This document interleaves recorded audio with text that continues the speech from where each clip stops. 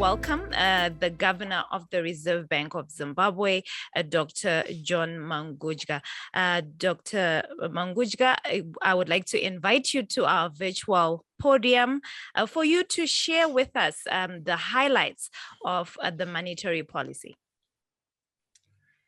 Thank you very much for the invitation. Thank you very much, Group CEO, Kines Mafugidze, for your kind words of opening this session. And let me also extend my appreciation to the Alpha Media Group, executive, senior management, and the editors for this invitation. It's always very important to meet and have a dialogue, and just to ensure that we are walking the same path. And therefore, we need to thank you very much, because you are the one that disseminates information to your readers and to all the people in this country, the general public.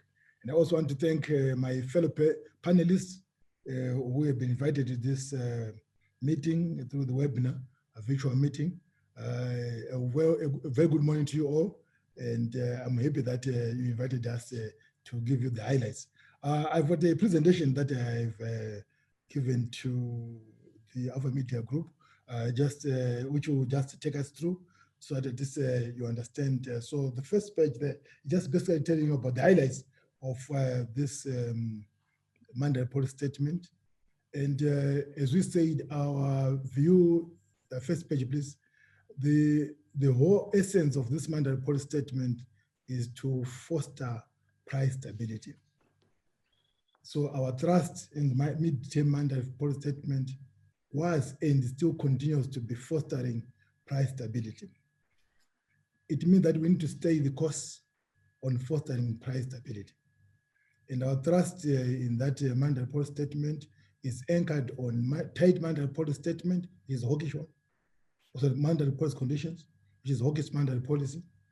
Fiscal sustainability, which a government has been able to do over the past 1 year or two, and is supported by the strong external sector performance and the stable exchange rate, mainly due to the operation of the foreign exchange system, and then financial sector stability. And then, of course, the downside risks being the COVID-19 and the global inflation, and also the premiums which are there between the official exchange rate and the parallel exchange rates. So that's the context in which we're looking at this monetary policy statement. Next slide, please. We thought we would give the participants and the panelists, other panelists in Zimbabwe at large, to know the context, both the global and domestic environment, which affects our monetary policy. Also fiscal policy. We are affected by these two. So if you look at to the far left, the global landscape factors, as Kenyans were saying, you are looking at a 6% rebound in the global economy. That's a positive for our country. The IMF will be releasing $650 billion of SDRs into the global economy on the 23rd, next week of August.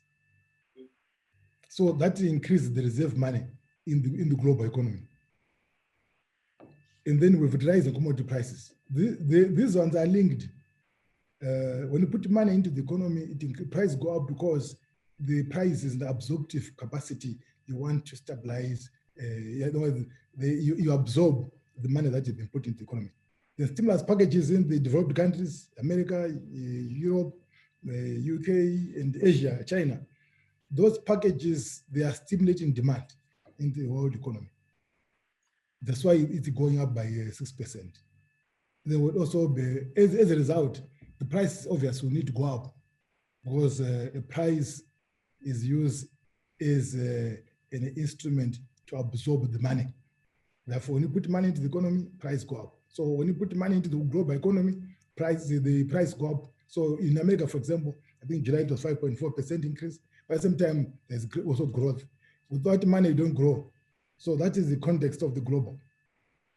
In that positive growth, which is there in the world economy, it's also mirrored in the Zimbabwean macroeconomic context. So if you look at our three sectors of the economy, the external sector, we're looking at a 29.1% increase in foreign currency receipts in Zimbabwe during the first half of this year. We are looking at that the exchange rate, the foreign exchange system has been able to discharge or to provide $1.7 billion of funds through this formal system, which is quite a lot because that's about almost 40% of the requirements by the productive sector of the economy. And the other side is that people also use or companies also use funds in their foreign currency accounts, and there's also interbank. So interbank plus the foreign currency auction system plus the foreign currency utilization in the FC accounts gives you the 100%. We've seen improved diaspora remittances and export receipts in this country, and there was also a sustained current account surplus because of the improvement in the remittances. So that's on the, so the external sector is bright, it's good. The real sector, we've seen, we have now increased the growth projections from 7.4 to 7.8 on account of what we've been seeing on the ground. Agriculture is expected to be more than about 34%. We've seen growth in industry as more foreign currency was made available to the economy. The results that are being presented by companies, entities, they give a testimony to the growth of the economy. So the economy is recovering. The economy is growing. We're on the right track to achieve 7.8. We have witnessed a decrease in inflation, which is the area that we are focusing much on, because once inflation has gone down, it means that we improve the value of our currency. It means that people become indifferent either to hold the US dollars or to hold Zimbabwe local dollars. And we've also seen, as I said, the increase in capacity utilization. Figures from the CZI indicates that they're anticipating 61% increase for capacity utilization by end of this year. Some companies are already around 85, others 95%, depending on which entities you talk about. So the average of 61% is achievable. I've seen an increase in gold deliveries after the government has put in place a 5% export incentives for the small scale gold producers. The 2 months, June and July this year, we saw an increase of three tons from that sector. And therefore we anticipate the same trajectory to go forward.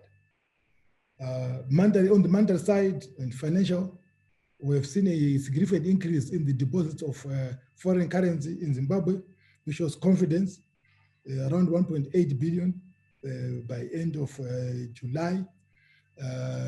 We've got a sound asset quality and our non-performing loans, NPLs, have since gone down to 0.3%. The international best practice is about 5%. But because of the measures that we've taken, especially the establishment of the Zimbabwe Asset Management Company, ZAMCO, which reduced all the toxic assets from the banks, they've gone down. And thank God that ZAMCO has also been able to pay the 1.2 billion that was given to it by government in form of treasury bills to expunge the NPLs. And now the banks they are now firm on the ground to have their good asset quality. So we are quite happy about that. And the productive sector of the economy, the bank is able to put through the normal banking channels 30% interest on the medium-term banking facility and a cap of 10% so that at least the productive sector cannot grow. We've also put in place appropriate structural reserves to ensure that the banks mop the money into the economy, into the central bank, so that at the end of the day, we manage inflation. And therefore, we have also been giving forward guidance on inflation and also the interest rates. So this global context here and domestic environment this is a good summary of what the context in which the monetary policy settlement was done. It gives you the positive about the global economic conditions and also which are passing through into the domestic economy. Imagine if the context of the global was like that and then the domestic was the opposite. It means that we'll be going against the grain. Because if this equilibrium within the global and the domestic economy, this is why we say that we need to stay the course. Things are moving. We need to move in that tandem, so that in the day the economy can continue to prosper as well. Next slide. So having given you those highlights or the summary of the context and the way we are, I'll just run down to you in detail of what we are talking about. So on the current monetary policy stance, we've got interest rates, monetary targets, foreign exchange, and financial matters. These are the purview or the area of the central bank throughout the world, what we focus on. We don't focus on fiscal measures or fiscal matters. There's a difference between the monetary and the fiscal. I'm saying this because sometimes I see that there is some elements of, should I say, misinformation between what the central bank does and what fiscal is all about. Or taxation issues. What is fiscal in the first place? Fiscal, you are talking about the means by which a government adjusts its expenditure levels and tax rates and monitor and influence the economy, to monitor and influence the economy. Now, whenever you talk about taxation, it's not the central bank, that's fiscal, which is through the Ministry of Finance. When you talk about interest rates, money targets, exchange rates, financial, that's the central bank. So sometimes people confuse, especially at the 2%, I always hear people ascribing it or that it is a central bank monetary policy. No, whenever I just say tax, if you put the term tax at the end of your statement, it becomes fiscal. I just thought it was very important so that people understand, but sometimes you will be expecting the central bank to go into territories which is not ours. We've got our limits and our limitations. Our limits are, we are limited to monetary policy, which is interest rates. So the bank rate is 40%. So when banks are borrowing from the Reserve Bank overnight accommodation, 40%. When we are lending to the banks for them to give to their customers who are productive, it's 30%. And on lending, we put a 10% cap. So at the end of the day, the money or the cost of funds is achievable. The monetary targeting framework, which we are pursuing, is that we've revised our monetary targeting framework or our growth in reserve money from 20.5% to 20% for the second half of this year. We are doing this because we want to absorb the money from the economy so that this doesn't cause inflation. And we have also introduced 0% non-negotiable certificate of deposits as tools to mop money from the economy. And the statutory reserves have remained the same. Our foreign exchange auction system will continue. We are confident that this is a dependable source of foreign currency, an open market for foreign currency, which is assisting all individuals and entities, whether you are paying school fees or you are paying your dividends or you are paying for raw materials. We've noticed that this last week, for example, or this week, we did a lot of educational expenses because students are now going back to school, and therefore this is a dependable source of foreign currency. As opposed to go under the tree, look for foreign currency. We need to respect the Zimbabwean people that they need to go to the banks to get for foreign currency. Then on the financial side, we're talking about enhancing financial inclusion. We don't want to leave anyone behind in financial. The people, whether they're women, youth, and the men in business, we need to include them in the banking, in the financial side. So we put in place a facility of $500 million to cater for the SMEs, the women, the youth, and the men who are also disadvantaged in the inclusion and compliance with minimum capital requirements, and to ensure that the banks, they operate along the best practice which is required by any central bank in the world. So this is the framework of which all central banks do their policies. Why are we doing this? This is done to ensure that we influence the economy. Monetary policy is always a blunt instrument because it affects everyone. And this is what we are doing, and want to maintain this framework that we've said here. Next slide, please. Next slide. So, having said so, using those tools and instruments for monetary policy, we know that in Zimbabwe, the growth, just like throughout the whole world, the growth in money supply is always linked to inflation. This is why the global inflation is going up, because there is reserve money which has been put into the global economy. And therefore, Zimbabwe is also true that our reserve money growth is tightly or linked to inflation. And therefore, containing reserve money is very, very important. We need to be done effectively, durably, to reduce inflation. So that diagram shows, what it shows there is that the orange being the reserve money and the blue being inflation on an annual inflation or annual basis. You find that when you put money into the economy, inflation goes up. If you remove money from the economy, inflation goes down. That's as simple as that. So, and what is true for Zimbabwe on this diagram here is true for any economy in the world. It's also true for the global economy, as you have noticed. So, I'm trying to remove the myth in monetary policy. I'm trying to remove some misconceptions in monetary policy that we don't want to reinvent the wheel in Zimbabwe, whereby we think that if you put too much money in the economy, the inflation will go down.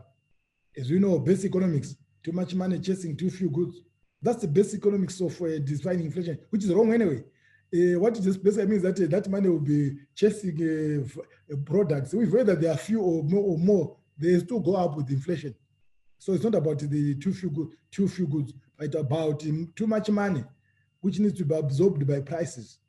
And that's what it is. So this diagram here is true for all countries, and it's true for the world, and it's true for Zimbabwe. So our agenda in the monetary policy statement is to maintain low levels of money supply in this economy, which is a hawkish monetary policy stance. Next slide.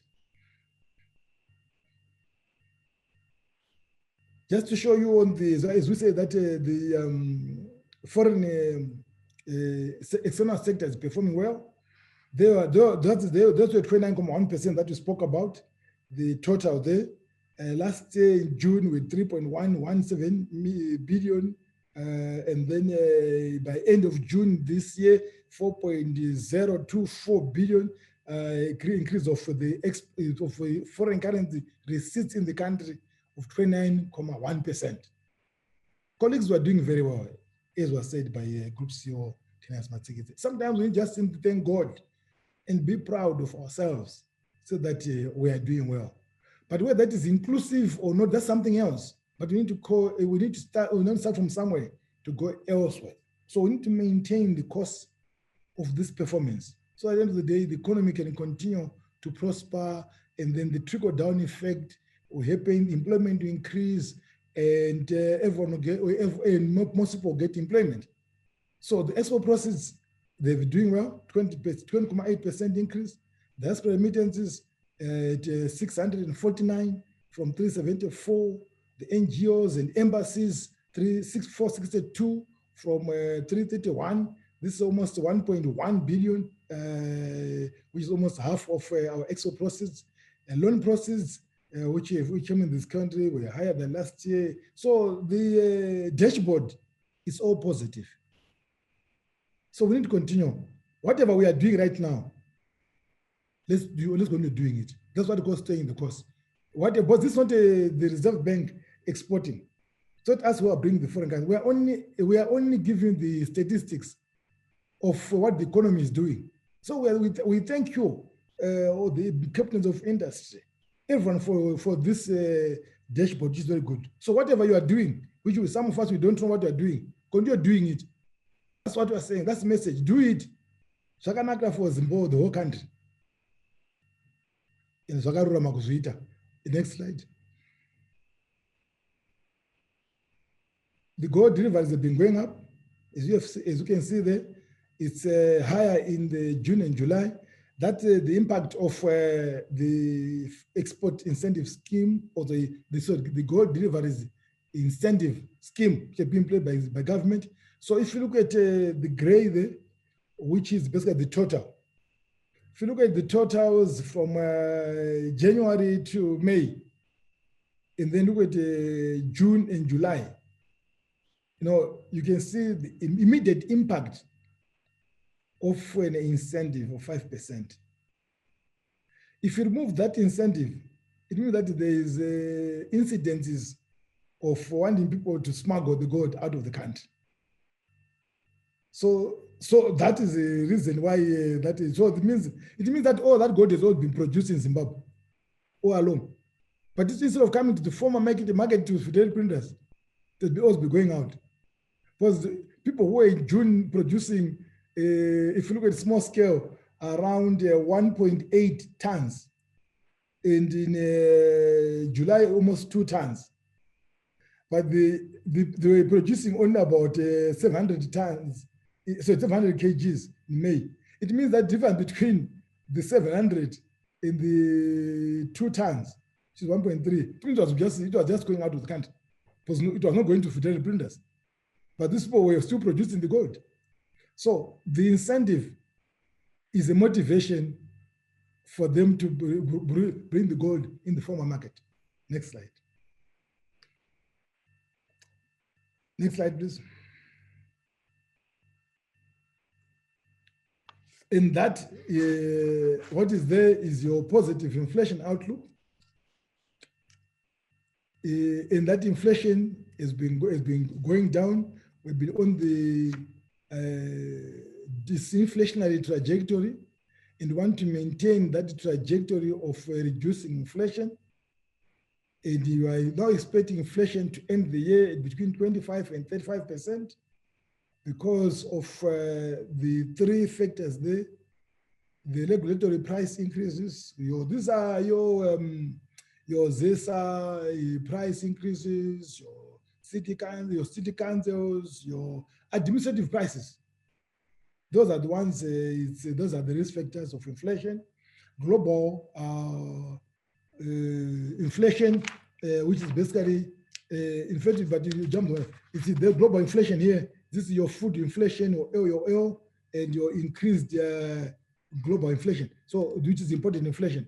These are the risks to our inflation. Therefore, when we took into account of those, we then revised our inflation from where it was before, around 10 to 15% to 25 to 35%. That's our focus area, and we want to maintain that trajectory, that projection. Can you please go to the previous slide that we've jumped, please? We jumped there, one slide there. No, the next one. Yeah, that one. Because of the favorable external sector performance, because of what I've just said before, we are expecting our favorable current account balance of the balance of payments. And if you see what's happening there, is that the balance on the secondary income is the blue one, which takes into account of the remittances is very high. And therefore, it counterbalanced the negative trade balance. And that end of the day improves, therefore, our current account balance, which is the green line. It went down in there, as you can see, now it's going up. So it means 2021, this is a 2021 graph, and therefore it's going up. That is and we're expecting to end the year around 620 million in terms of current account surplus after taking into account all those ones. And this is very important that once we have for the current account surplus, in where this money is seated in our FCA accounts at banks, 1.8 billion. So when you ask us from a balance of payments position perspective, where this money, which is in the current account, which is a surplus position, that money is in our current account, foreign current accounts at the banks, which is 1.7, 1.8 billion by end of July. Next slide. You can jump the other one now. Yes. No, so that's go back. One slide back. One slide back. Yes. The foreign currency availability in the exchange rate dynamics. This topic has been, I've read far and wide on this matter. The gap between the foreign currency, or the gap between the exchange rate, official exchange rate, and the parallel exchange rates. I've read quite a number of literature, huge literature on this matter. But let me hasten to say that if you look at the statistics, the fundamentals, which is what this diagram is showing, this figure. This figure, what is showing you is very clear. Number one, showing you that foreign exchange rate, foreign currency in this market over RTGS or versus the reserve money coverage, whether it's RTGS, that's the reserve money coverage, compared to the foreign currency deposits in the market, which is the blue line, and the reserve money itself, which is the orange. You find that the orange is much lower than the blue. The gap between the blue and the orange line is about 6 times, which means that in this economy we've got available foreign, which is 6 times, which can be used by this economy. In other words, if you divide the reserve money, which is at the central bank of 23, 24 billion, if you divide it by the exchange rate of 85 or 86 or even 90, you get 260 million. So if today we were to sell foreign currency to the banks, using all the money that they've got in this bank, which is $24 billion, we need $260 million, or 275 or 260 million. That 260 million divided into 1.8 billion is 6 times. It's more than 6 times. So 1.8 divided by 300 million is 1.6 times. So we are saying that if you have got an economy with 1.8 billion and the reserve money, which is the commercial bank's money at the central bank, of 24 billion, or in foreign currency, that's quite under 300 million. It means you don't have a problem with the foreign currency. What it means that the gap that is there which is shown by the exchange rate is not a supply, it's not a fundamental supply and demand gap. It is a preference gap, whereby people prefer to hold foreign currency as a store of value, as opposed for wanting foreign currency for the purposes of transacting foreign currency transactions. So when we talk about foreign currency demand, we talk about foreign currency demand when we talk about effective demand for foreign currency, which is a foreign currency that is required for legitimate foreign currency uses. So it means that as a country, we need to continue to have introspection on this matter, and therefore say how best can we manage that preference. So what we are doing as central bank is that we are saying, because that's our belief, and that's what we have discovered, and that's what we know, And therefore, what we have done is that we need therefore to concentrate on controlling inflation, in taming inflation, so that at the end of the day, the preference is reduced because the value of the local currency would have gone up. In other words, the confidence in a local currency, when it goes up, it reduces the preference gap. So when people are measuring what they're calling a foreign exchange gap, some of us were saying preference gap. So for you to reduce the preference gap, we need to continuously to reduce inflation so that the people become indifferent in holding the US dollar and or the Zimbabwe dollar. So that the Zimbabwe dollar, the local currency, can complement the US dollar as opposed to compete with the US dollar. That's what we are trying to say. And therefore, that's why we want to maintain our policies so that the inflation can continue to go down and therefore people become more confident with their local currency. Next slide. Sorry, the previous one. Yeah, that one. Addressing therefore the foreign currency exchange, that's what I'm talking about. That 130-month supply, expanding the foreign exchange allotment backlog, which we are doing, increasing the attractiveness of the local currency that we have discussed, discouraging rent-seeking behavior. We have noticed that this rent-seeking behavior has become an industry in Zimbabwe, whereby people rent-seeking behavior is basically where entities and individuals are trying to go against policies, their integrity, their compliances, so that they can continue to make profits from chaos. So that's rent-seeking behavior, as opposed to arbitrage. It's just taking advantage of the two different prices, the exchange rate in the market and the exchange rate official. Want to foster compliance as usual, increase transparency and accountability.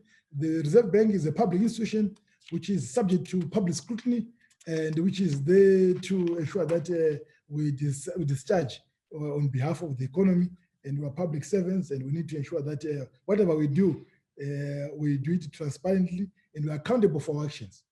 Next slide. Next slide. No, the previous one. Yeah, that one.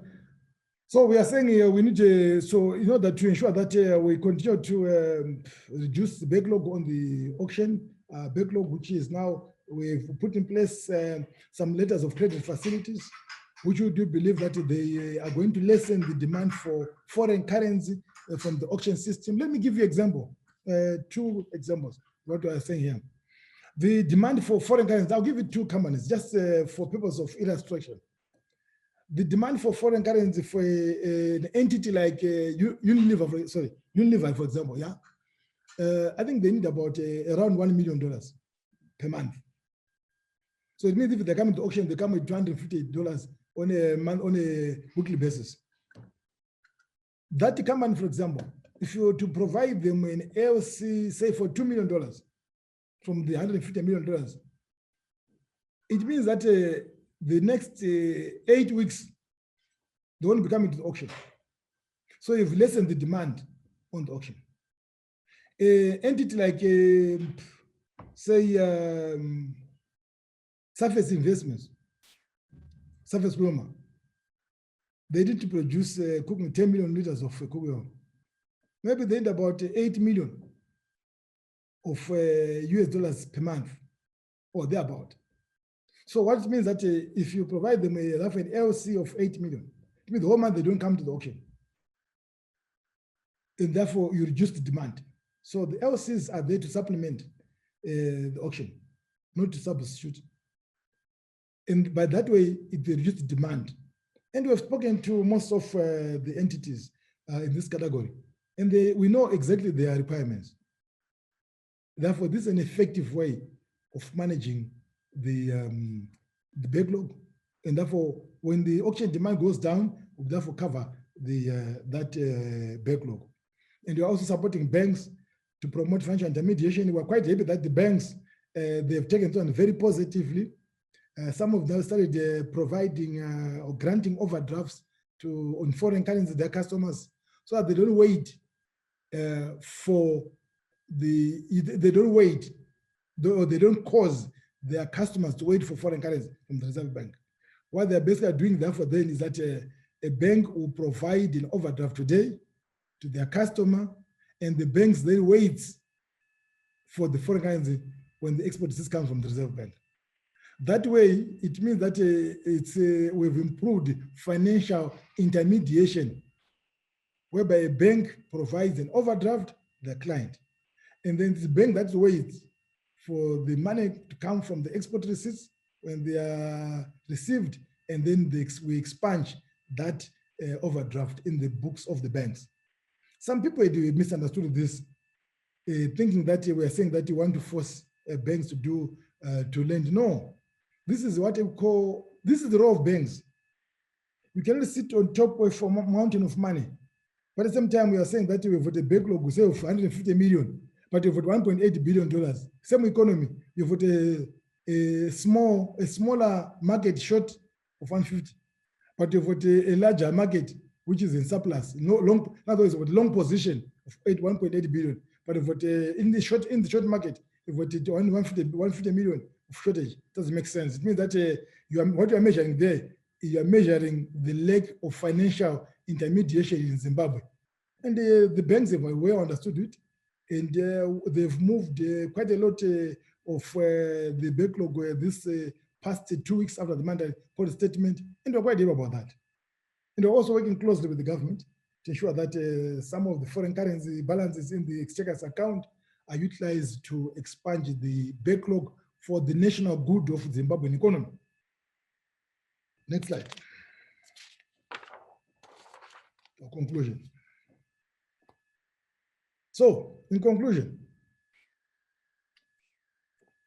what we are saying that our current policies that we put in place, they are working. The economy is recovering. The economy is moving in a positive trajectory. The economy is on the rebound. Business sentiment is good. Inflation is stable, and we need to continue to work hard to ensure that the stability which we've achieved so far is maintained and sustained. The auction system, we need to stay, and we need to continue to refine it to ensure that it continues to be a dependable source of foreign currency. We have said many times, we don't need to mend what's not broken. Let's keep what is working to continue working for the country. We need to continue to increase transparency. As a central bank, we want to ensure that the public knows what we are doing, and therefore we need to stay the course. Staying the course does not mean that we've arrived. Staying the course means working very hard to achieve our desired target or end game of lower inflation. When we are doing all this, participants, colleagues, sometimes we would suffer from a challenge which we call the trilemma challenge, which is the impossible trilemma. What it basically says that we might have 3 objectives: stable prices, convergence in the exchange rate, and stable exchange rates. You need to have a balance. We need to strike a balance. For now, we are concentrating on reducing inflation so that we can increase the value for money. But at the same time, we're watchful of these other gaps that are there in the economy. So that's why we want to continue to stay the course and understand what the economy is saying and where we're going. We believe in market forces. But at the same time, we do believe that we have got a moral obligation.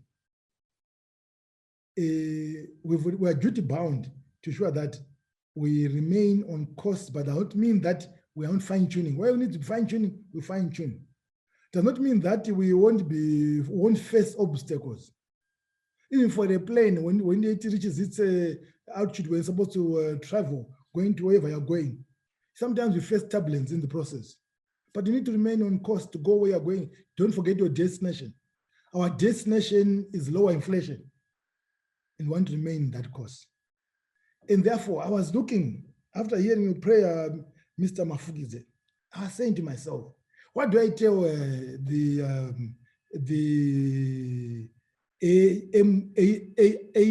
AMH group, the Alpha Media group, and these participants, this webinar? I said, no, I need you to look at Proverbs 14, verse 23.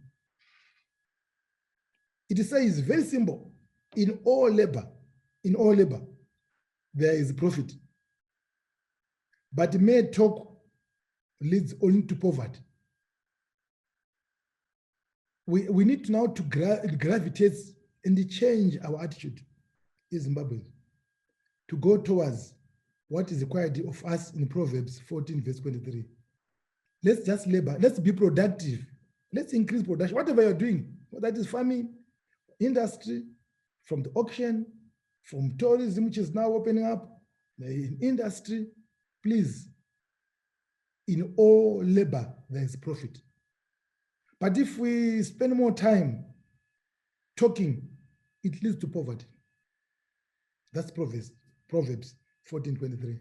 And again, if you look at the Proverbs 4, verse 25, it says, let your eyes look directly forward.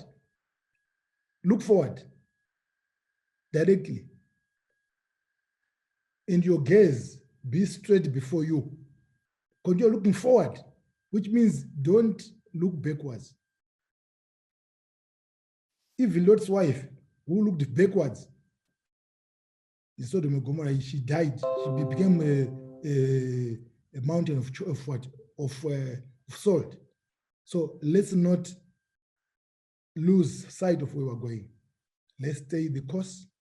As industry, as captains of industries, if we are producing, continue to produce, the figures that we've shown you, the numbers here, statistics, they're reflecting you. We are only talking what you are doing. So the global context of the economy is doing very well. The local, the economy, our domestic economy, both the external side, the real sector, the financial side, the fiscal sustainability, are doing well as the economy. My prayer is that let's continue what we are doing. What we are doing is right. And that's what we are doing is in the right direction. It's reasonable, and let's maintain it. I want to thank you for the invitation. Thank you once again, Madam Chairperson of this session. At this moment, I'd like to invite the governor back to our virtual podium so that he can just give us quick responses to what industry is saying before we go through the questions from the audience. Governor, the floor is yours. Thank you very much for giving me again the floor to respond to the eminent panelists who are here in it. Let me start by thanking them and also assure them that we've taken note of their concerns, and I was jotting some notes here that from a priori reasoning, from a priori perspective, that's from outside. We don't want people to suffer from a crisis of expectation. Crisis of expectation sometimes is dangerous in the sense that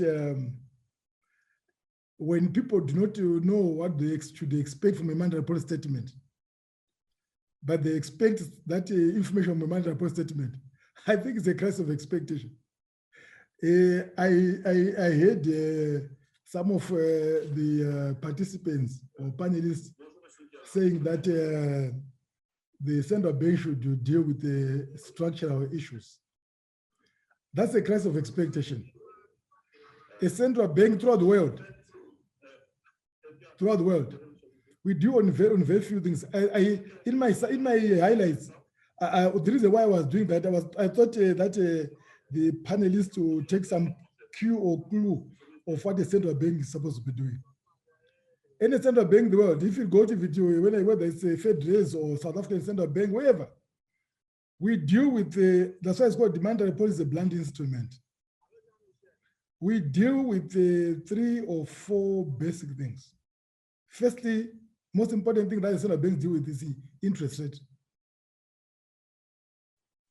And secondly, we deal with the financial sector management.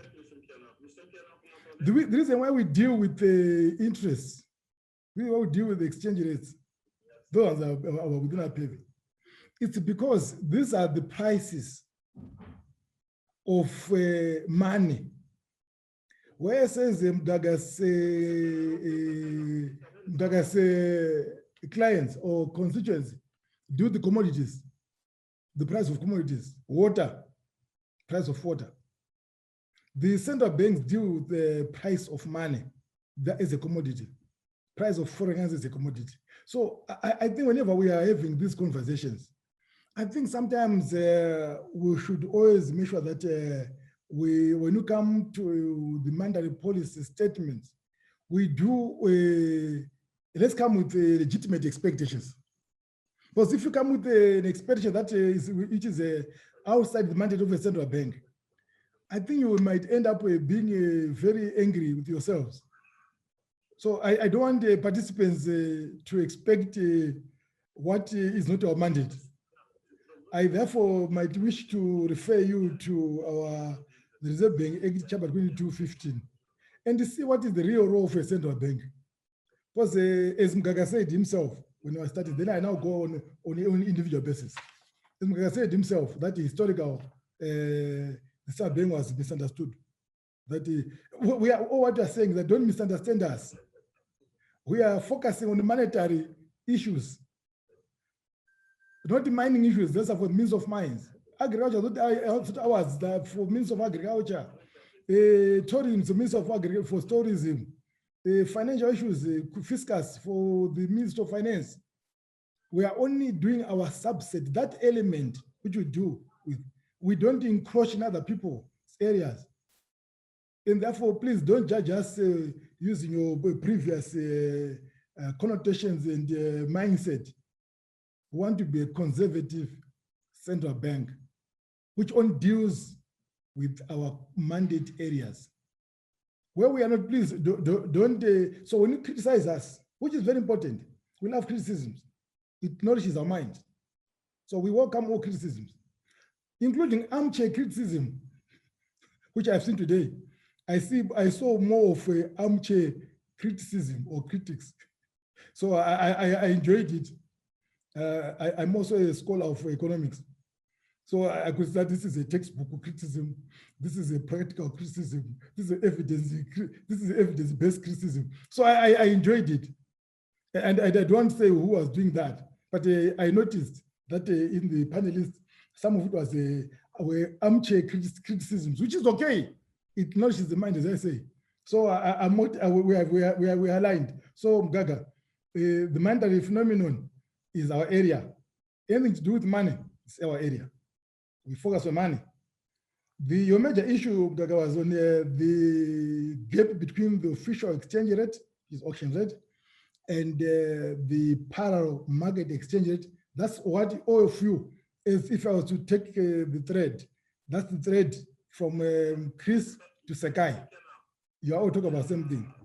Now, let me just dwell 2 minutes on this matter. The first one is, who knows the parallel exchange rates? What is the clearing exchange rate? When you say clearing exchange rate, means what rate clears all the transitions? How is the rate determined? In Zimbabwe, you have 43 sets of parallel exchange rates. We have cash exchange rate, with cash parallel exchange rate, which is around 150 and 120. You have got a mobile or ZPT, a parallel exchange rate, between 125 and 135. You have got a transfer exchange rate, parallel exchange rate. Already you can say the economy by itself is not organized. Go to other countries. We have got one parallel exchange rate. Go to Nigeria. Go to Zambia. So parallel, I was there. It is about the premium, the rate between the two? Is it so? Do you want to be before ours want to be between below 20% or 25% below? But there is a difference because of the mode of payment. Now, if an exchange rate in the power market is determined by the mode of payment, you can start already. There is a problem in that economy. So yes, we are alive to the issue about the differential between the exchange rate official and the parallel exchange rates. But I'm saying that there is no parallel exchange rate. There are parallel exchange rates. And the question is that what is the drive behind those? Is it related to the backlog? I could see that the participants or the panelists are trying to ascribe to, or they're trying to point that the backlog and the parallel exchange rate, they are related. My now hypothesis is that they are not. Why are they not related? Very simple. Who is the entity with the backlog? Surface Investments with the 2 million backlog. Is it affecting? Is it going to the parallel exchange rate to go and buy the currency? No. Is it therefore in terms of relationship evidence based? So you need to have evidence based. I'm just giving examples.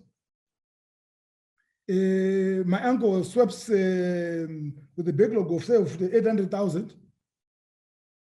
Is it one going to the power markets so that at least he can cover for the backlog? No.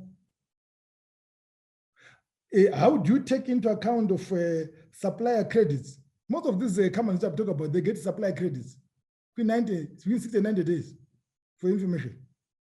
They get supplier credits, meaning that they would open credits from their suppliers.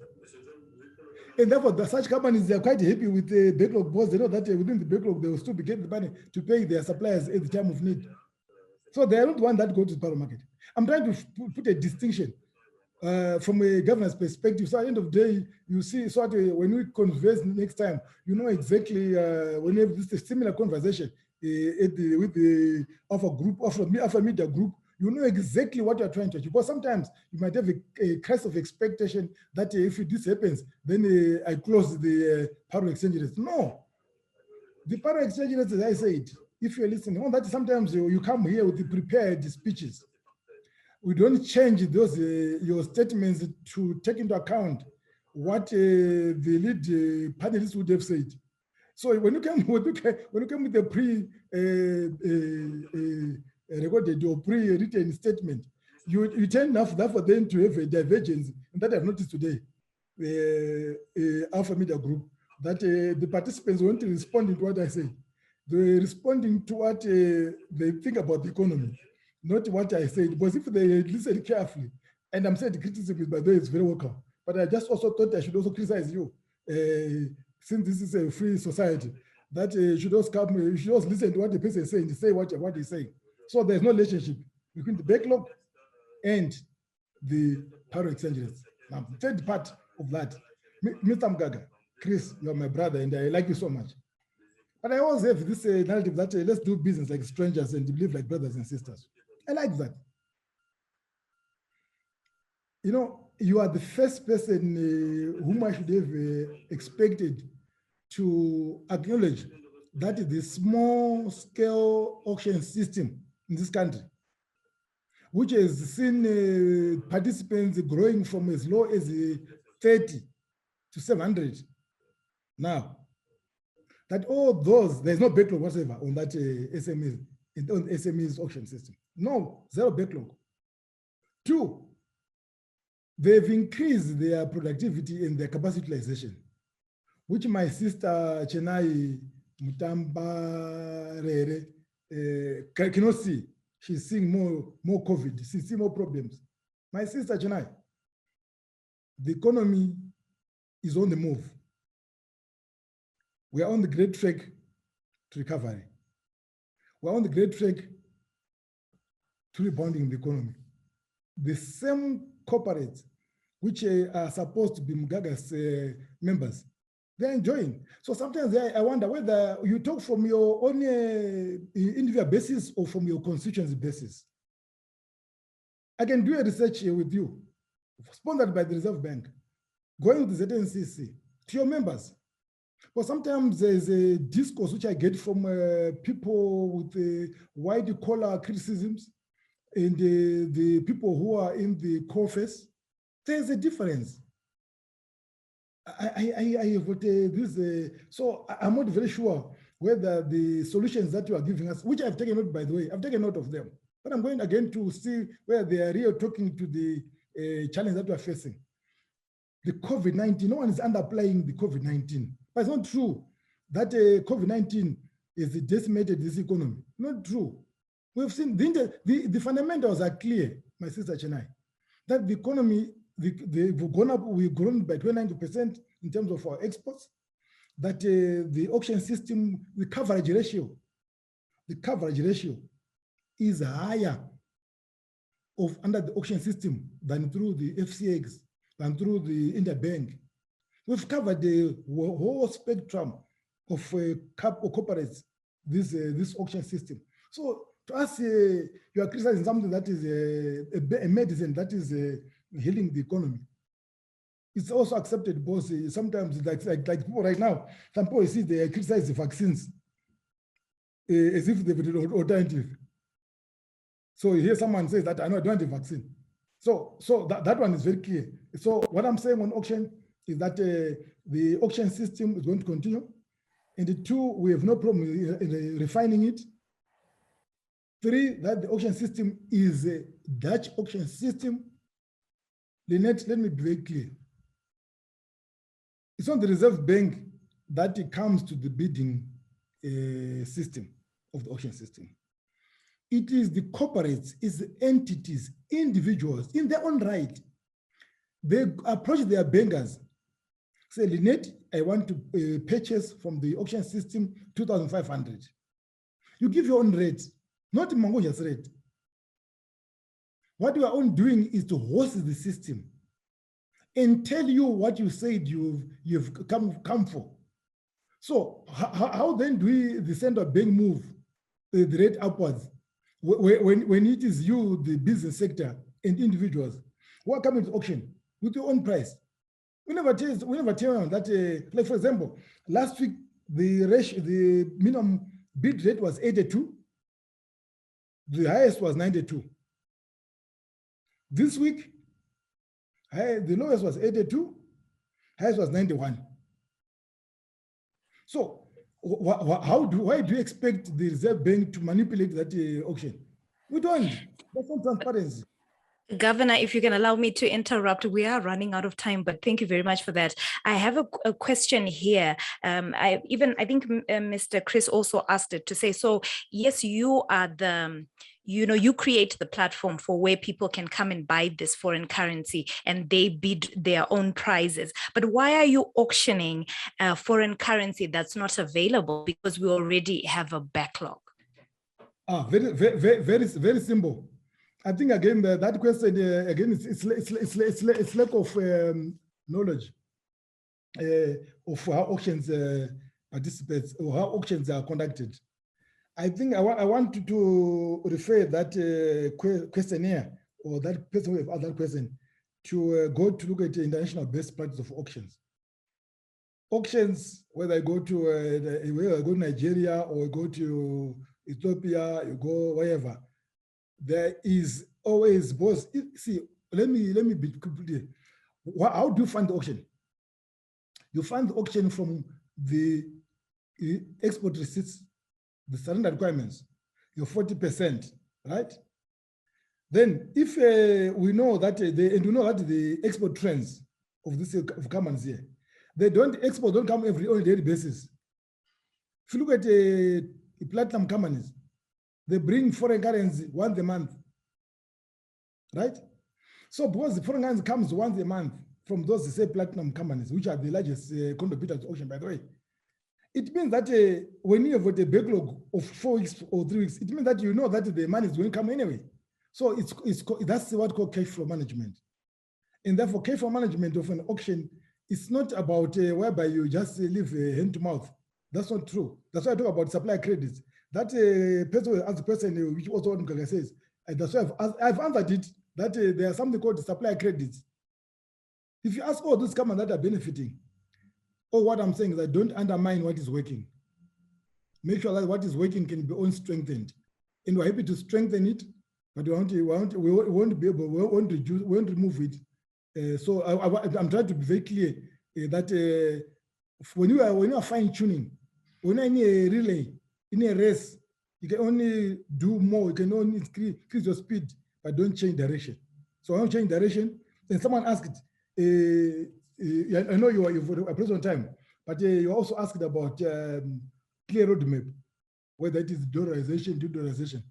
Our roadmap is very clear. Right now, we are in a multi-currency system. That's very clear.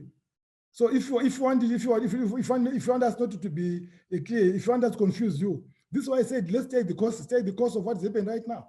So we are very clear ourselves, and I also want the market to be very clear on what we are doing. So we are in the multi-currency system right now, and that's what we are. So it's very clear. And if I can just interrupt again, Governor, we have another question here. Someone is asking, a forex allocation for fuel is done every week through the auction system, but there is no fuel being sold in Zimbabwe dollars. Between Masasa to Chipinge, there are over 55 service stations and no trades in Zim dollar. Why then keep giving service stations forex weekly? Another question here is the monetary policy document is silent on the other types of money supply, such as broad money M3. Why is it so? And lastly, monthly report is from March. Okay, I think you had also, I think Chris also touched on that. And we also have another comment here, sustain disinflation going forward is piled with high risks. Major threats are escalating parallel market and new money creation. Secondly, the exchange rate is overvalued, and that is not sustainable. We have been here before. One last comment I'm going to read is about re-engagement. Should the re-engagement program for Zimbabwe not only be considered to be imperative, but should be accelerated? This would unreservedly, at one stroke of a pen, kill your demonic inflation, general high prices, and margins, plus stabilize our exchange rate, thereby sparing investment. That's a comment. But a question here is, Governor, what's the inflation target for December 2021 and December 2022? And in your estimate, what will be the fate of preferred parallel exchange rate by 2021? Thank you very much for those many questions. Start with the fuel. Fuel in Zimbabwe, about 25 to 30% of our fuel is in local currency.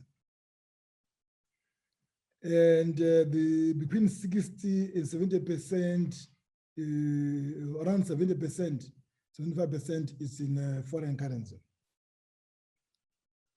The fact that you are not seeing the Zim dollar fuel is that doesn't mean that does not exist. It's there. The major fuel operators or OMCs that sell fuel in Zim dollars are the major oil companies. That is your Petrotrade, your Genesis, your Total, your Engine, and Zua. Those are the major OMCs in this country. And whenever they get foreign currency from the central bank or the letters of credit, they will definitely sell their fuel in foreign currency. On the day that they are selling in foreign currency, it means that their foreign currency that they would have gotten from the auction, from the LCs, would have been exhausted. That's the proper way of answering this question, that the fuel is there, but it's less, with about 25, 30% of the fuel being in local currency. And you can ask those majors which I've spoken about. You can ask them when are they selling their fuel in lower currency, and where, in which service stations. I think I given the names. The issue about money supply, I thought if that person asked a question about numbers, I thought you were going to see that the numbers are there in the demand and pull statement in terms of, it's not only reserve money. Yes, today I spoke about reserve money, but in the demand report, I thought I was giving highlights of the demand and pull statement. And I assume that the members came here even after reading the document that we've got almost $240 billion of money supply in this economy. The issue that should be members should ask, or the participants in the public, that where is this money concentrated? People say that we have got the risk of more money coming into the economy. From where? Where has got the money? The money is skewed in a very few corporates in this economy. And I'm not very sure whether all of us participating in this, or these participants rather, Sekai, Chris, including you, Lynette, and my brother Kenyas, I'm not very sure whether we can afford the rate of 90 and above for our school fees. I'm not very sure about that. So we need to ask ourselves, where is the drivers of this power exchange rates? But those are people with the money. So there's a concentration risk which you need to deal with as an economy. So I think we need to be honest with each other there. So my supply figures are there. I've spoken about the issue about fuel, and I've spoken about the overvalued exchange rate. The question is, what is the rate? What is the right rate? You need to spend more time. Then inflation. We expect, I thought again, put it in the demand and report statement, that we are expecting inflation of between 25 and 35% by end of December 2021. And given the reasons why, that we're talking about COVID-19 as the downside risks. We spoke about the global inflation. We spoke about the prices going up in the world economy. So we say it's 25 to 35%, the range. Then 2022 inflation, our projections are that if we continue what we are doing, we end the inflation at between 15 or between 10 and 20% in 2022. And that is our projections. And by the way, just to advise again the participants, other central banks, their role is on target inflation only. Others target exchange rate. In our case, we're targeting demand supply to control inflation and to control exchange rates. Because there is the pass-through effects of exchange rate developments or dynamics into the pricing system. So we are doing that. So we're not muddling through. We are very focused on what we're trying to achieve. If you are focused, then at least you achieve what you are trying to achieve. So yes, those are the issues. And I agree with the guy, by the way, I agree with all the participants in what they were saying. We've taken note of what they were saying. ICAS, Owen, we've taken note of on compliance reporting. We've taken note of financial reporting. We've taken note of blocked funds. By the way, we prefer to call them blocked funds as opposed to call them legacy debt. Blocked funds, what it means is that you had funds that are blocked in Zimbabwe, in-country funds, will not be taken out of the country because of lack of foreign currency by that time. So the block funds, we are, I think when we hear, we avoid quite a lot. Block funds we've been paying on a gradual basis, and we are working on that. So we've taken note. In the regulatory sandbox, blockchain, cryptocurrencies, we are taking note. We've put in place a committee chaired by Deputy Governor Mlambo, which is looking at the sandbox, the regulatory sandbox, look at this cryptocurrencies, blockchain, and everything. And we are the first on this matter, by the way, Owen. You know, when we dealt with the mobile money platforms, their major crime was that they were creating money on the blockchain. So we are not new to this one. So once bitten, twice shy. So we are now want to go on it, knowing that, see, Zimbabweans are very smart people. So we need to be smarter. I can see from the panelists also, they are very smart people. And this is the reason why. So blockchain, we are always number one. So others are following us. Why do you think they were creating overdrafts on the mobile banking platforms without going to the bank? That's blockchain. I mean, they were making money from the chain, from their blockchain. This is what it means. So we are number one on this one, but we now want to make sure that there is a regulatory. So as you put the right term, regulatory sandbox. So one, the regulatory blockchains, we need to regulate it. So what you said is very correct. You also spoke about banking. Then Sekai, we agreed with what you said. The milestone is there that we've discussed about the milestone. We are in the market system. We want to remain with it. We are doing this one. There's consistency. So there's confidence. There's a predictability in the economy. My boy colleagues, don't say that we had hyperinflation for a long period of time. That's not true. I think we need to look at our statistics and our trends. There was no hyperinflation in 2018. We experienced the high inflation figures, not even hyperinflation. We had the problem with inflation in 2019 and 2020. Now it's going down. So to say that it has been there for a decade or for a long time, I think we need to be honest with ourselves. Let's look at the numbers. It was 2019 and 2020, which are trying to correct to go downwards. So that's why we're focusing on that inflation. Governor, if I can intervene, my apologies. We have a lot of questions, very little time, but I'd like to thank you very much for joining us today. And I hope that you can allow us to email you some of the questions. We have over 300 questions here that we have. I hope we can send you some of these questions and then we can have a follow-up webinar. Thank you very much, Governor. At this moment in time, I'd like to invite the Zimbabwe Independent Editor, Faith Zaba, to give us a vote of thanks. But before that, Lynette, let me thank you very much and ask that if you could kindly send me the emails of all those questions, all the 300 of them. We are happy to attend to them. We enjoy the discourse, and thank you again for these invitations. And we like we are there, and I like this. What do you call yourself? Heart and soul of radio.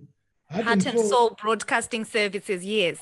It's a good thing, but there's the heart and the soul. So I think I enjoyed this discourse, this interface. And you know what? If you can give us those 300, we are going to give you all the answers to those ones. But they matter to us.